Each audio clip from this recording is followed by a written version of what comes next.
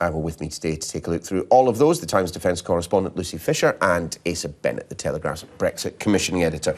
Good to see you again, guys. Let's start with Polly Toynbee's journal column in The Guardian today, describing the Prime Minister's Brexit strategy as mutually assured destruction. Where's she going with this one?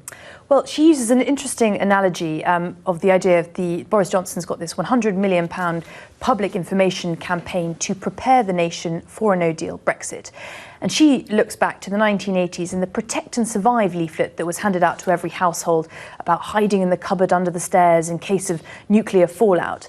And she points out that as that leaflet petrified the nation and really boosted recruitment to CND and the anti-nuclear cause, she predicts that any public information campaign, if it's honest and talks of, as she says, empty supermarket shelves, the falling pound, the economy kind of crashing, could serve to kind of cause a big problem for Boris Johnson, sort of recruitment for the opposition and a pro-Remain cause. Yeah, I mean, I don't know about you, Asa, but I rather suspect that the government's PR campaign will probably not be entertaining and advertising the worst-case scenarios, will it? Not at all. And I imagine that you really will be such tight scrutiny on the language of these leaflets, because obviously if anything came out that was seemed overly negative that the Prime Minister himself wouldn't say, you can imagine Brexiteers harumphing about civil servants undermining the Prime Minister yet again and all that. But then one thing I will say, what Polly does get right at least, is in trying to evoke sort of a certain Cold War analogy, and that this clearly is what's happened right now with the standoff between the Prime Minister and the European leaders,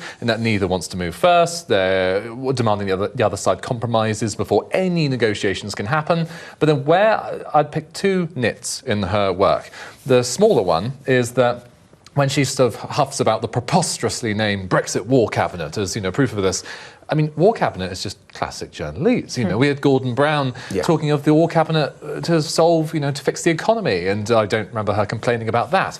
The slightly bigger one is when at the end of it, her big tub-thumping conclusion is that, if the Prime Minister fought on a no-deal Brexit platform, this would be winnable by the considerable combined forces of reason.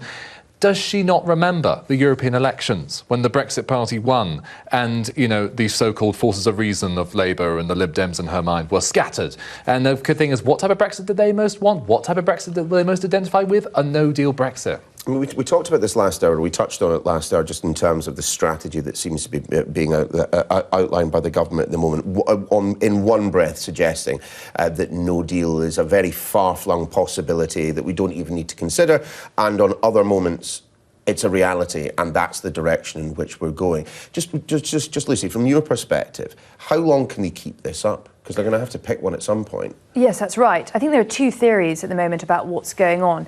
The one is the idea that Dominic Cummings, the new Chief of Staff in Downing Street, is this master of misdirection, keeping the media, the public, and also political opponents confused.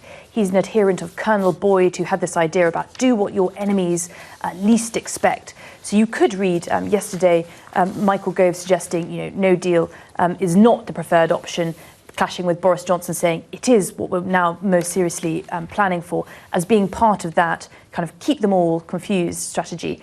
The other rather simpler analysis is that it's just confusion. It's unclear what the government strategy is. And I think with past knowledge of Boris Johnson's grip on detail or lack thereof, I think it remains unclear what the number one priority is.